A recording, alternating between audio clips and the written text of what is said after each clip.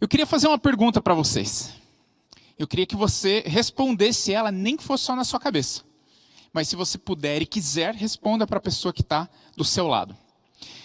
Eu queria que você olhasse para trás na sua memória e tentasse lembrar qual foi a oração, o pedido de oração mais frequente que você repetiu mais vezes na sua vida. Pensa aí, vou te dar uns segundos. Conta aí para a pessoa que está do seu lado. O pastor André já está contando ali para a Medi. Medi conta para o pastor André também. Qual foi aquela oração que você repetiu e às vezes você estava só conversando, puxa Deus, muito obrigado. Só aproveitando para lembrar aquele pedido, eu queria reforçá-lo mais uma vez. Aí você ia dormir e você orava por aquilo de novo. Você acordava, às vezes estava agradecendo pelo alimento e aproveitando e orando por aquele pedido A, B ou C. Talvez um casamento, né? Talvez um emprego, talvez saúde, talvez um ente querido que você gostaria que chegasse mais perto de Deus, não sei. Cada um de nós tem um pedido que ficou ali na sua memória por mais tempo. Agora eu vou fazer outra pergunta. O pessoal dos jovens, cadê o Felipe? O pessoal dos jovens fica falando que eu faço muita pergunta. É verdade, Felipe? Sabe por quê? Porque se eu venho e falo para eles o que tem que fazer, quem disse que eles perguntaram?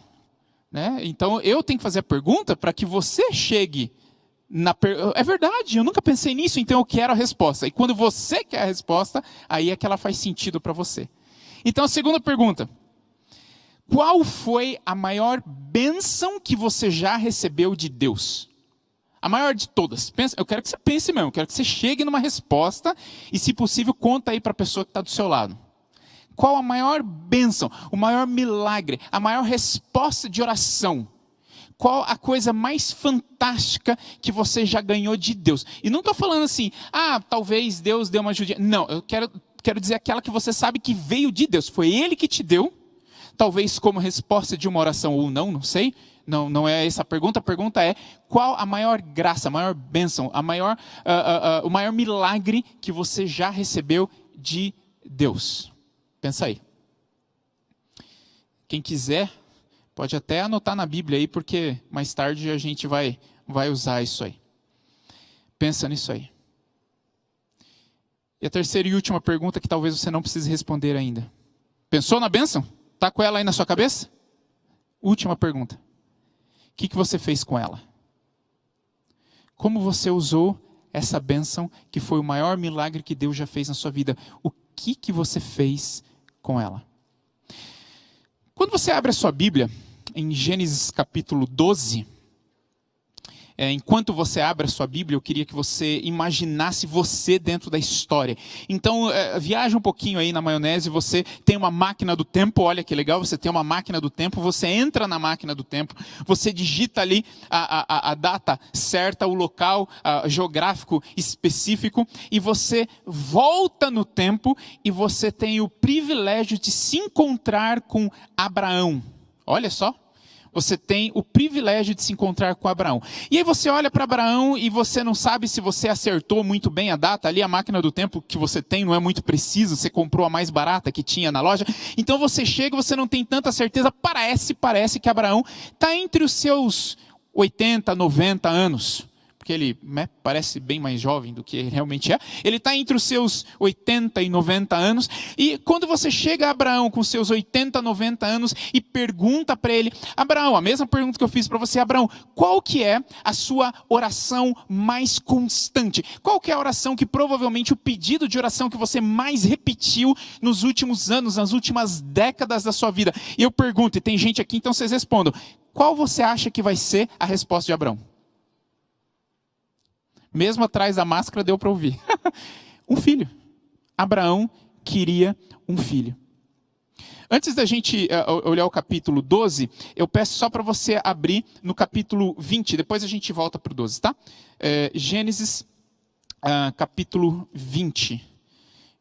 Opa, perdi aqui. Gênesis capítulo 20. Então, se você perguntasse para Abraão, provavelmente ele falaria um filho.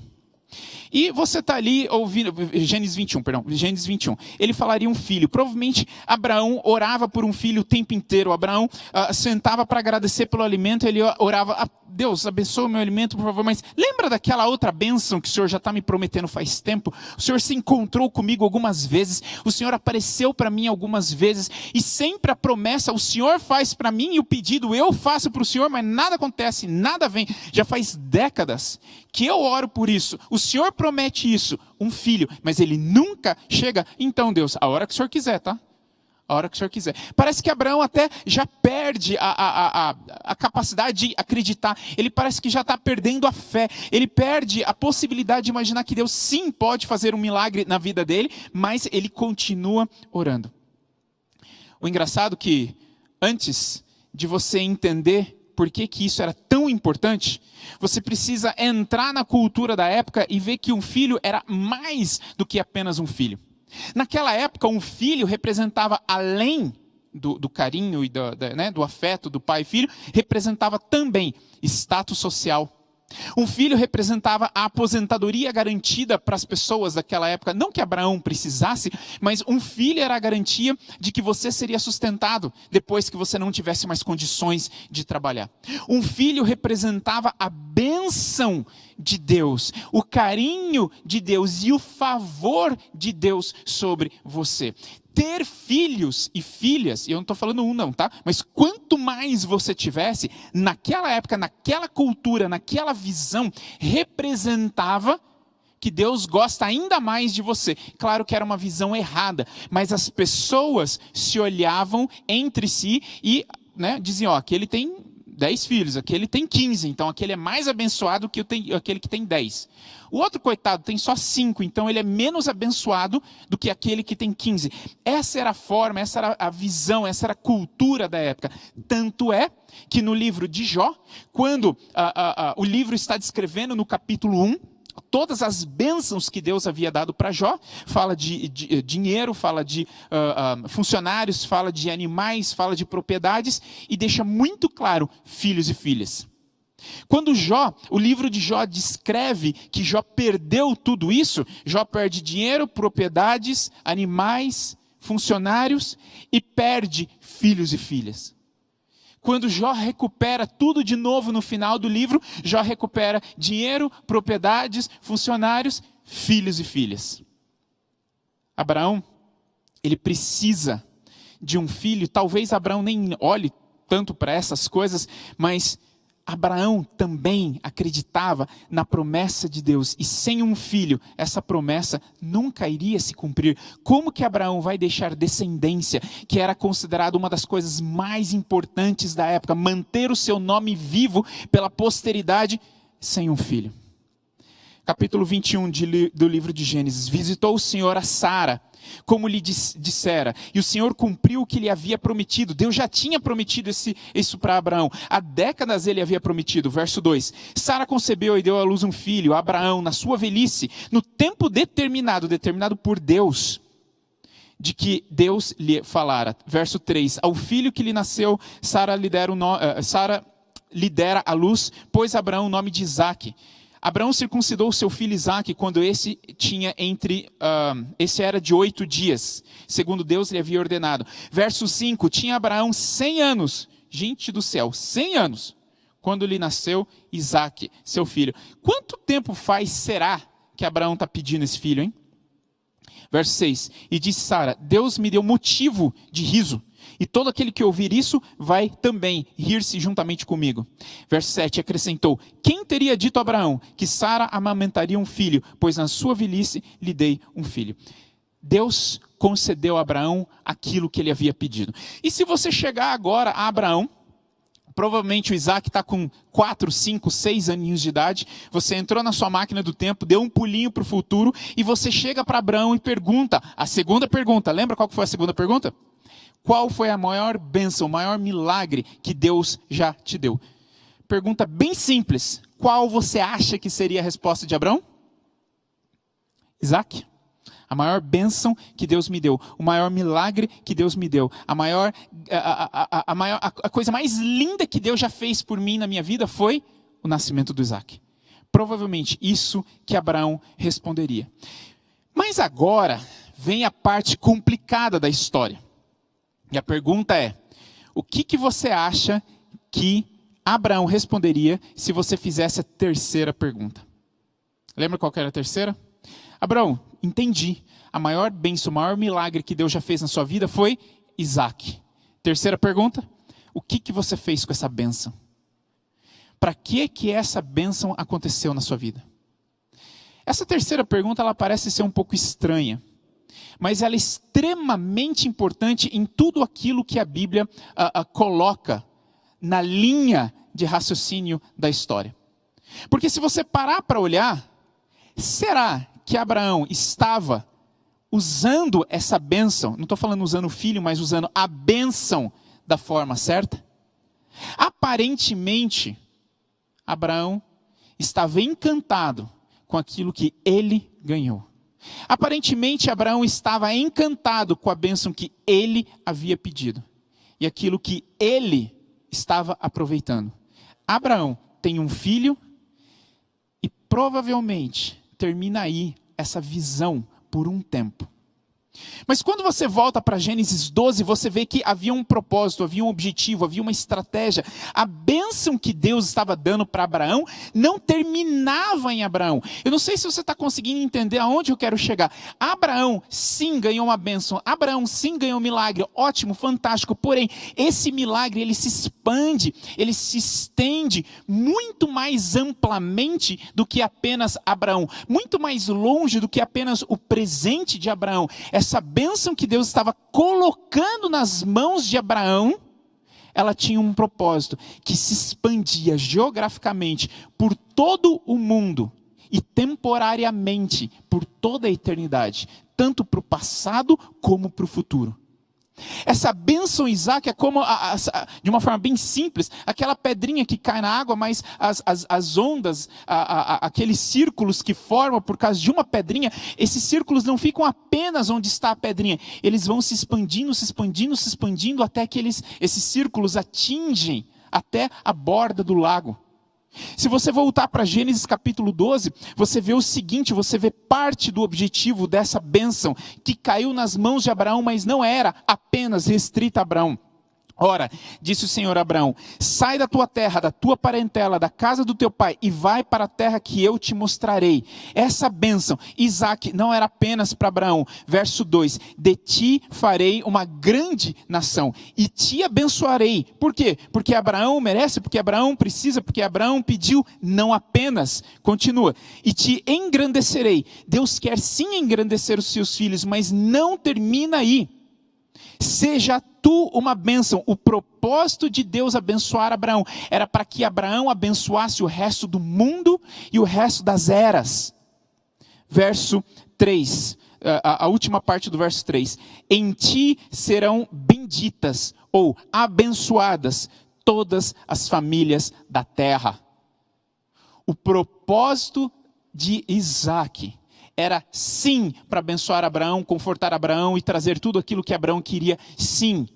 Mas isso era uma fração da bênção que Isaac deveria ser para o mundo inteiro. Abraão, eu estou te abençoando sim, para que você possa abençoar todas as famílias da terra. Abraão, eu estou te bendizendo sim, para que você possa fazer todas as famílias da terra benditas. Abraão, você entendeu que essa bênção começa em você, mas ela tem que continuar para muito além de você mesmo? Em um outro sermão, nós falamos bastante sobre o sacrifício de Isaac. E como que o sacrifício de Isaac era parte da forma de Deus contar para Abraão sobre o próprio sacrifício de Jesus. Mas eu acredito que o sacrifício de Isaac tinha também outros propósitos.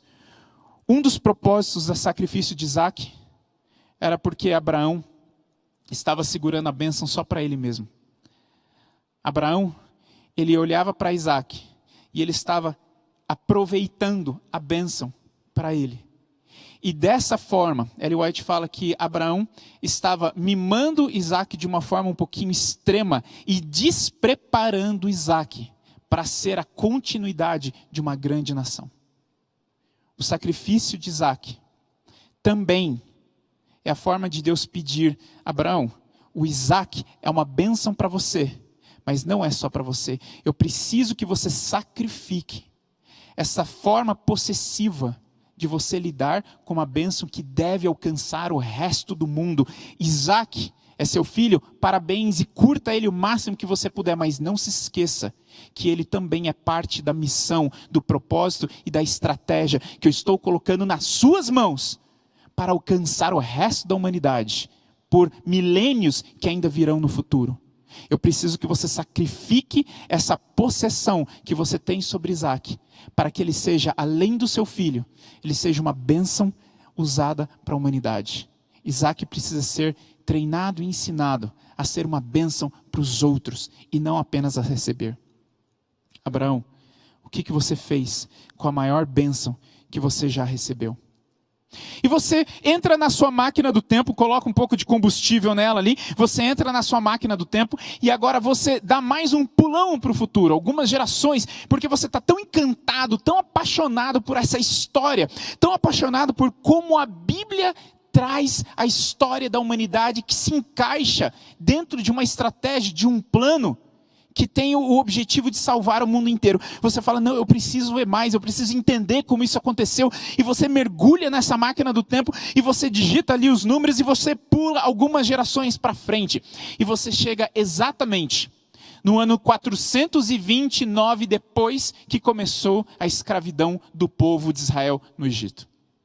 Você chega um ano antes do povo de Israel ser libertado. E você sai da sua máquina do tempo ali. Ela cheira muito forte, né, quando ela viaja no tempo. Então você sai ali para puxar um ar e você olha em volta e você percebe que tem muita gente trabalhando, muita gente sofrendo, muita gente sendo chicoteada. E tem um que caiu aqui perto de você, não está aguentando a levantar e o soldado está vindo. Enquanto ele não chega, você ajuda ele a levantar e pergunta: qual é o maior pedido de oração de vocês? Qual é? Lembra da primeira pergunta? Qual é a oração que vocês mais repetem, a oração que está mais fresca na sua boca, a oração que vocês continuamente repetem? Qual que é? E com certeza, aquele escravo israelita, descendente de Abraão, descendente de Isaac, que está aqui caído no chão a ponto de morrer, ele olha para você e ele responde o quê? O que ele responde, igreja? Uma palavra. Você é um escravinho lá? O que você responderia? Liberdade. Nós pedimos por liberdade, nós oramos por liberdade, nós pedimos libertação. E você não quer ver aquele soldado morrer, então você volta para sua máquina no tempo e pula um ano para frente. E quando você pula um ano para frente, você encontra agora o povo terminando a festa da Páscoa e saindo do Egito. Acabaram de morrer os primogênitos. Deus está libertando o povo e 430 anos de escravidão terminam e você chega bem na hora que eles estão saindo do Egito. Não chegaram no Mar Vermelho ainda, estão saindo do Egito. Lembra, a Bíblia fala que eles saíram com cantos e saíram com alegria e eles saíram agradecendo e louvando a Deus. E se você chegasse naquele momento e perguntasse qual a maior bênção, o maior milagre que você já ganhou de Deus na sua vida, qual seria a resposta? A liberdade. E aí vem a terceira pergunta: o que você fez com ela?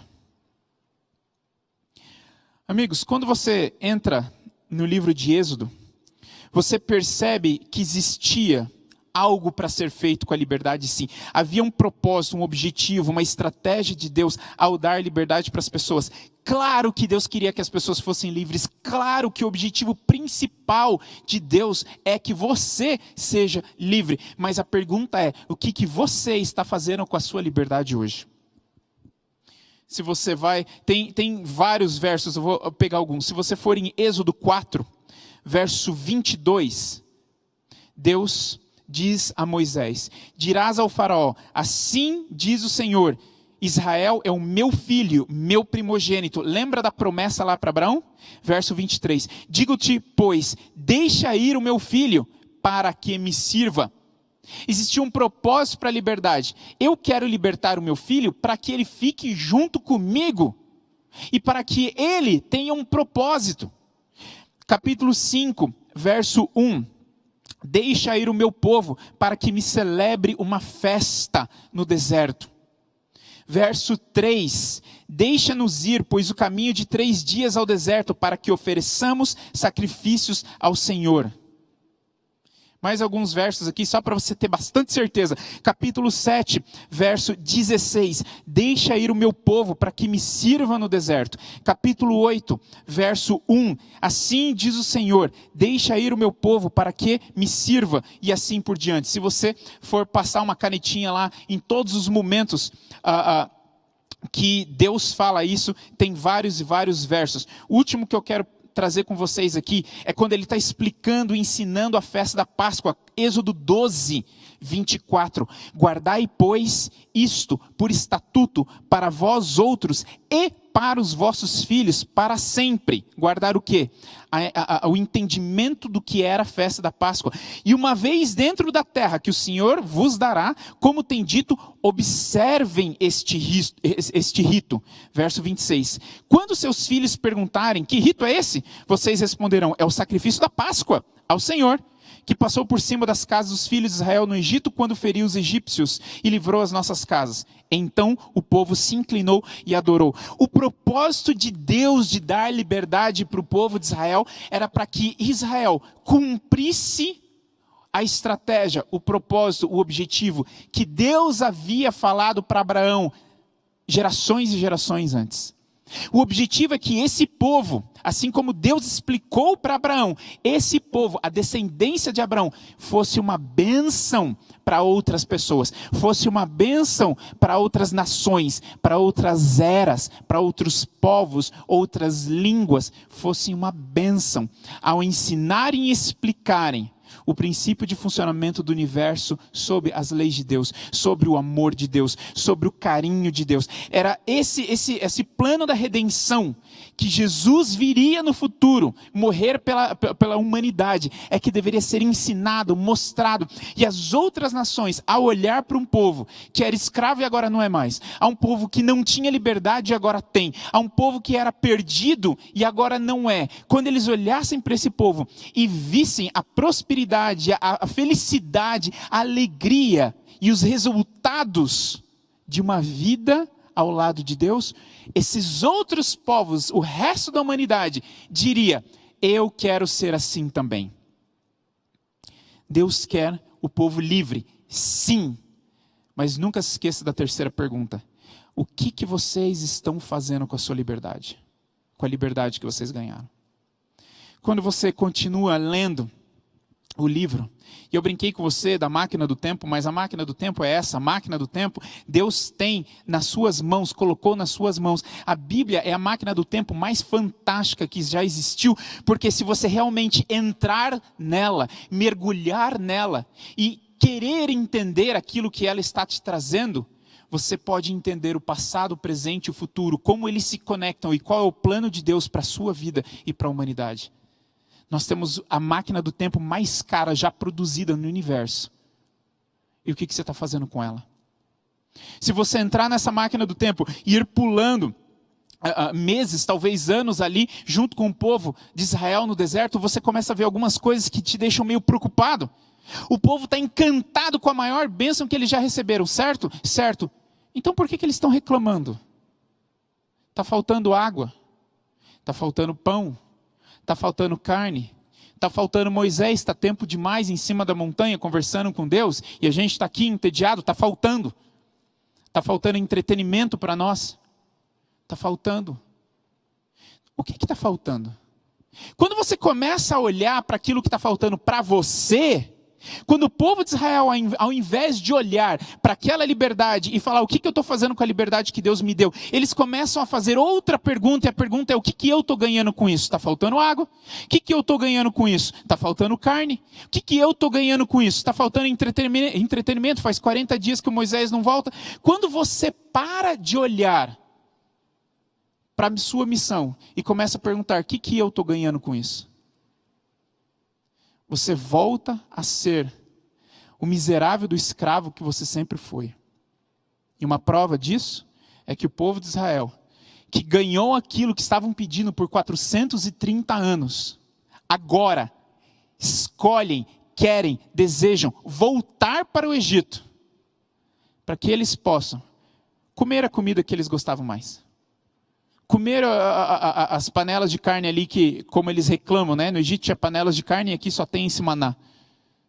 Para que eles pudessem voltar a serem escravos, porque na verdade, a liberdade que Deus queria dar para eles era muito mais do que uma liberdade física e geográfica, era uma liberdade mental, era uma liberdade de pensamento, era uma liberdade de cultura e identidade, mas eles nunca aceitaram a liberdade verdadeira, e por isso, mesmo estando livres, eles querem voltar para o Egito, porque quando a sua pergunta é o que eu posso ganhar com isso, você está andando a sua vida inteira em círculos, correndo atrás das ilusões que você pensa que satisfazem os seus desejos, voltando para o Egito, saindo e voltando, vezes após vezes, até que a sua vida termina e você morre no deserto, depois de 40 anos, onde Deus tentou te ensinar a verdadeira liberdade, mas eles nunca quiseram aprender, porque a pergunta estava errada. Felipe, não é a resposta que está errada, é a pergunta que está errada. A pergunta deveria ser, o que eu estou fazendo com a liberdade que Deus me deu? Usando ela para aprender? Usando ela para entender o ritual do santuário, e ensinando meus filhos sobre o ritual da Páscoa, pelo menos 40 Páscoas eles celebraram naquele deserto, ensinando as gerações futuras, ensinando os meus netos sobre o princípio da redenção? Ou será que eu estou usando 40 anos no deserto, perguntando, o que mais eu posso ganhar com isso? O que mais os meus desejos querem que eu não recebi? O que mais que eu mereço que ainda não está nas minhas mãos? O que mais que Deus pode me dar que eu ainda não ganhei? Sabe, os evangelhos dizem muitas vezes que nós oramos e não recebemos porque nós pedimos mal. Algumas vezes a nossa preocupação não consegue ir além do nosso próprio umbigo. E Deus está falando assim, Abraão, eu tenho uma bênção, além dela ser fantástica para você, ela vai alcançar o resto da humanidade. Povo de Israel, vocês vão ganhar uma liberdade, uhul, parabéns, nós vamos para a terra onde corre leite e mel, fantástico. E o que você pode fazer para que essa bênção abençoe também as pessoas que estão à sua volta? E você começa a ficar um pouquinho deprimido com tudo isso que você está vendo na sua máquina do tempo. Parece que as coisas estão indo de mal a pior.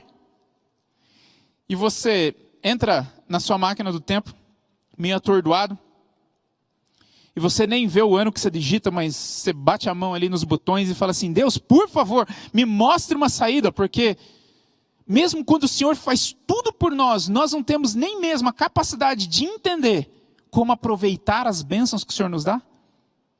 E a sua máquina começa a fumegar e para num momento que você não sabe muito bem qual que é, você sai dela. Na saída você está meio chateado, você bate a cabeça na parte de cima ali, e você percebe que você está no momento crucial da história. 1 Reis 3, verso 5. É um dos momentos mais importantes na história da humanidade. Em Gibeão, apareceu o Senhor a Salomão de noite em sonhos e disse-lhe, pede-me o que queres que eu te dê.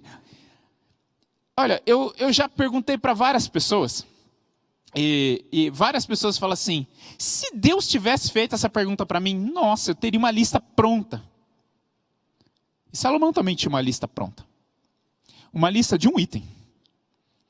Deus chega para Salomão e faz a nossa primeira pergunta. Salomão, o que é que você mais quer nessa vida? Verso 7. Não passo de uma criança, não sei como conduzir-me. Verso 8. Teu servo está no meio do teu povo, que elegeste, povo grande, numeroso, que não se pode nem contar. Dá, pois, ao teu servo um coração compreensível para julgar o teu povo, para que prudentemente eu possa discernir entre o bem e o mal, pois quem poderia cuidar deste grande povo? Verso 10, e essas palavras agradaram o Senhor, por haver Salomão lhe pedido tal coisa. Salomão, que é que você mais quer, Salomão? Qual que é o pedido que você mais faz? Salomão, pede qualquer coisa e eu vou te dar. Salomão, o que você quer? E Salomão diz assim, o que eu quero? O Senhor me chama para ser o rei do povo de Israel. Salomão podia pensar assim, bom, um rei tem vários privilégios, e a pergunta que nós temos a tendência de fazer é, e o que eu vou ganhar com isso? E o que eu posso aproveitar com isso? E quando que eu posso me aposentar? E quando que eu tenho de salário no final do mês? E quanto que está a minha fama? Quantos seguidores eu tenho? Mas ao invés de olhar para o próprio umbigo, Salomão parece que consegue enxergar que Deus tem um plano, um propósito que vai muito além daquilo que é a satisfação dos seus próprios desejos, mas é a satisfação do plano da redenção diante do universo. Salomão consegue enxergar que não tem a ver com aquilo que ele quer, aquilo que ele pede, mas tem a ver com o passado, o presente e o futuro, de povos que ele nunca chegou a saber que existiriam. E Salomão fala assim, Deus, se eu te pedir mais fama, isso vai terminar. Se eu te pedir mais dinheiro, isso não vai comprar aquilo que eu preciso. Então eu te peço a única coisa que pode resolver o meu problema, sabedoria, para que eu possa ser um líder que leve o seu povo de acordo com a missão, com o propósito e objetivo que o Senhor tem para esse povo. Se você continuar lendo a história, você vai ver que essa bênção traz como bônus todas as outras coisas. Da mesma forma que, sim, Abraão podia aproveitar o máximo possível seu filho enquanto o preparava para a grande missão, enquanto o povo de Israel podia, sim, aproveitar o máximo possível uma liberdade enquanto vivia a missão, Salomão, sendo o homem mais sábio que já existiu na face da terra, também se tornou o homem mais rico que já existiu na face da terra. Você está entendendo que uma coisa não anula a outra? Você está entendendo que o cristão não precisa ser pobre e miserável porque ele é cristão? Exatamente o contrário. Quando você coloca o seu foco na estratégia de Deus, na missão de Deus, no chamado de Deus, o resto vem. Eu contei uma vez para o pastor André, que às vezes a gente... Pastor, às vezes a gente é meio hipócrita, né? A gente fala uma coisa... Não, estou falando de mim, né? Nós, seres humanos, a gente fala uma coisa e vive outra. E quantas vezes eu me peguei pregando esse tema, porque é um tema que eu gosto demais. E eu tento sempre colocar ele em quase tudo que eu estudo. Mas a pergunta é a terceira pergunta. O que eu estou fazendo com isso? E várias vezes eu me peguei me perguntando, não, mas qual que é a cidade mais legal de se viver? Qual que é o lugar mais legal para se trabalhar? E às vezes, quando um chamado diferente aparece, a gente se pergunta, mas será que eu vou gostar de lá? Ao invés de fazer a terceira pergunta, aonde Deus quer que eu vá? Às vezes nós falamos, nós vivemos, nós pregamos e oramos isso, mas na prática a gente ainda está mais interessado com aquilo que eu vou ganhar com isso. Aonde vai ser realmente melhor para nós? Aonde eu vou ficar mais feliz? Aonde eu vou aproveitar mais? Aonde eu vou conseguir, sei lá. Quando a verdadeira pergunta deveria ser, Senhor, qual que é o propósito que o Senhor tem para a minha vida? O que eu vou fazer com a bênção que o Senhor está me dando? E no dia que a minha esposa, e eu estou procurando ela aqui, é que aqui tem tão pouca gente, vocês estão em casa, não estão vendo, mas tem tão pouca gente, aí tem só os staff ali perdidos, um aqui, um ali, aí você tem que ficar procurando. Mas um dia, eu estava conversando com a minha esposa, e nós chegamos à conclusão que nós estávamos errados, porque nós estávamos falando uma coisa e nos preocupando com nós mesmos apenas. E nós fizemos uma oração, e dissemos, Senhor, chama-nos para onde o Senhor quiser que nós estejamos. E com certeza, se nós falarmos sim para a sua estratégia, Deus, vai ser o melhor para nós também, porque o Senhor é Pai. E foi nessa semana que chegou o chamado para o Japão e nós aceitamos com alegria. Com tristeza de sair daqui, né? Mas anda junto. eu gosto muito dessa igreja, eu gosto muito desse lugar. Eu gosto muito das pessoas que estão aqui, porque são as pessoas que fazem a igreja, como Jefferson Pilar pregou ontem, são as pessoas que fazem a igreja. E eu tenho um carinho muito grande pelas pessoas desse lugar, muito grande mesmo, de verdade, do fundo do meu coração. Mas quando nós, em oração, colocamos isso nas mãos de Deus, veio o chamado para estarmos trabalhando em Tóquio com um centro de influência, junto com mais 4 famílias, e esse centro de influência com o propósito de abençoar as pessoas que vivem na cidade de Tóquio, tanto japoneses como estrangeiros. O nosso propósito não é perguntar o que eu vou ganhar com isso. O nosso propósito é perguntar para Deus o que eu estou fazendo com as bênçãos que o Senhor está me dando. Será que tudo que o Senhor me deu, o tempo, a vida, a saúde, os recursos, estão no lugar certo? Será que o Senhor está contente? Será que estamos vivendo a sua estratégia, o seu propósito? Mateus, cadê a nossa música para a gente terminar, Mateus? E eu queria repetir um trecho aqui para a gente terminar. João capítulo 20. Em João capítulo 20, os discípulos estão trancados numa sala, porque aquela sala é aquilo que eles acham que vai protegê-los dos judeus. Os discípulos estão trancados porque na sexta-feira mataram a Jesus e agora no domingo eles ainda não sabem que Jesus ressuscitou. Uma angustiante, Mateus, começa com uma angustiante. Pode, né? Angustiante. Para criar um clima assim. Aí depois você vai mudando. Do jeito que você quiser. Azar é seu. Não combinamos nada, mas você é assim, né? Você é um sábio que tocar. Sabe por quê, Mateus? Porque quando a gente se coloca nas mãos de Deus, Ele nos usa do jeito que Ele sabe que se encaixa melhor. E da mesma forma que eu vi Ele fazendo várias vezes contigo. E os discípulos não tinham percebido isso. E é por isso que eles ali naquela salinha, com medo dos judeus. Mateus, não está angustiante, Mateus? Não, mais. E aí você entra na sua máquina do tempo e aparece ali, quando você vê os discípulos naquele domingo morrendo de medo de perderem a vida, você talvez chegue e pergunta para eles, e eles acham até uma pergunta meio boba, mas você pergunta, qual é a oração que vocês estão fazendo? Por que vocês estão trancados nessa sala? Agora eu gostei, Mateus, agora tá boa. Por que vocês estão trancados aqui? E eles falam, a gente está orando, você não está vendo? E você fala, e qual que é o propósito? Qual que é a oração que vocês estão fazendo? E eles falam, nós estamos orando para que Deus nos dê proteção, para que Deus nos guarde, para que Deus nos salve. Quantas vezes você fez essa oração? Quantas vezes você se trancou no seu quarto e você não aguentava mais as angústias dessa vida? E você falou, Deus, me protege, me guarde, me protege dessa vida. E eles ali tremendo e você ali junto com eles. E de repente aparece Jesus. Verso 19, ao cair da tarde daquele dia, o primeiro da semana, Jesus acabou de ressuscitar. Trancadas as portas da casa onde estavam os discípulos, com medo dos judeus, veio Jesus, se pôs no meio deles e disse, paz esteja convosco. E daí talvez os discípulos olham para Jesus e falam, uau, ele respondeu às nossas orações. Estávamos pedindo e ele respondeu. E Jesus fala assim, paz esteja convosco.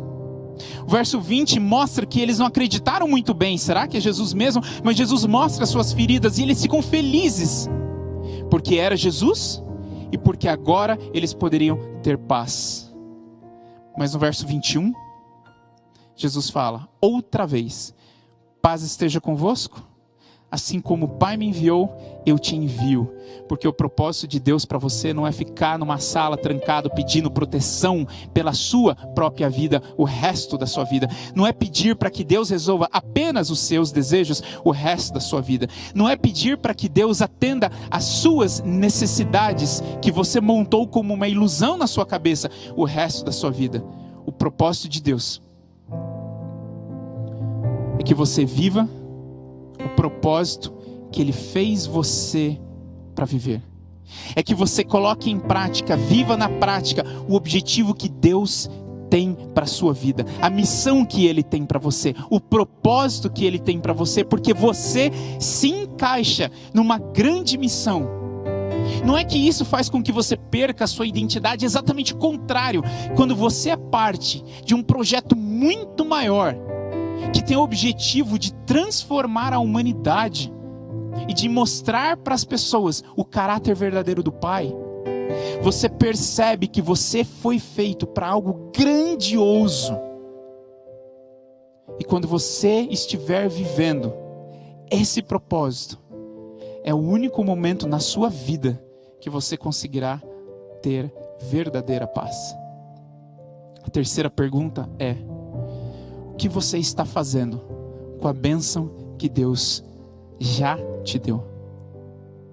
Os discípulos saem daquela sala, saem daquele quartinho, e quando você olha para a sua Bíblia, isso é o final do livro de João, nós estamos no final do capítulo 20, o capítulo 21 aparece algumas coisinhas ali, mas logo entra o livro de Atos, e no livro de Atos, os discípulos, 12 pessoas, mais um punhado de agregados ali, começam a viver a vida mais desconfortável que eles já tiveram. Eles começam a viver uma vida que não era segura, que não tinha conforto, que não tinha tranquilidade, mas que tinha propósito, que tinha objetivo. E quando você compara o Evangelho com o livro de Atos, você vê que nos Evangelhos eles estão tudo meio perdidinho para lá e para cá. Senhor, quem senta na direita e na esquerda? Senhor, o que eu vou ganhar com isso? Senhor, o que vai ser melhor para mim? Mas no livro de Atos, você vê o Evangelho explodindo e alcançando o mundo inteiro. E você, 2000 anos mais tarde, porque um grupo de pessoas descobriu que a verdadeira paz era perguntar para Deus: o que o Senhor quer que eu faça com as bênçãos que o Senhor nos deu, que o Senhor me deu, que o Senhor continua me dando. Amigo, que você viva 100% a abundância que Deus já propôs para você.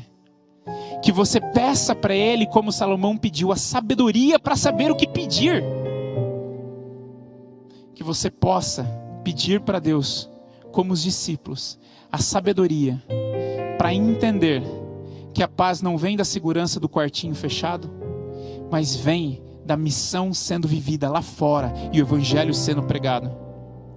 Que como Abraão você curta ao máximo a maior bênção e o maior milagre que Ele já pôs na sua vida, mas você saiba que esse milagre não termina em você, mas deve ser usado para abençoar outras pessoas. Que como o povo de Israel, você consiga viver a sua liberdade o máximo que você puder, enquanto você usa essa liberdade para trazer a liberdade para as outras pessoas. Que Deus te abençoe. Ficou lindo, Mateus? Que Deus te abençoe. Que Deus possa olhar para você e dizer: ficou lindo. Aquilo que você faz para abençoar outras pessoas, ficou lindo. É quando você olha para trás, você vai perceber a paz que isso te trouxe, a alegria que isso te trouxe e o propósito que fez a sua vida realmente valer a pena, porque ela faz parte da eternidade. Ela faz parte da eternidade que Deus sonhou para você desde antes de você ter nascido. Senhor nosso Deus, nos perdoe pelas vezes em que oramos a oração errada. Nos perdoe pelas vezes em que recebemos aquilo que nós precisávamos, mas não enxergamos, porque estávamos preocupados demais com aquilo que nós queríamos. Nos perdoe pelas vezes em que olhamos mais para nós mesmos do que com o projeto, o propósito e a paz que o Senhor tem para nós e as bênçãos que o Senhor quer que nós recebamos para abençoar os outros que estão à nossa volta. Senhor, abençoa-nos com sabedoria, abençoa-nos com propósito, ajuda-nos a te perguntarmos: Pai, que mais que eu posso fazer com a bênção que o Senhor está me dando? E Pai, que eu possa ter o prazer de viver a paz que o Senhor está derramando nesse momento sobre cada um de nós. Eu te agradeço. muito obrigado, porque essa certeza eu já tenho. No nome e no sangue de Jesus. Amém.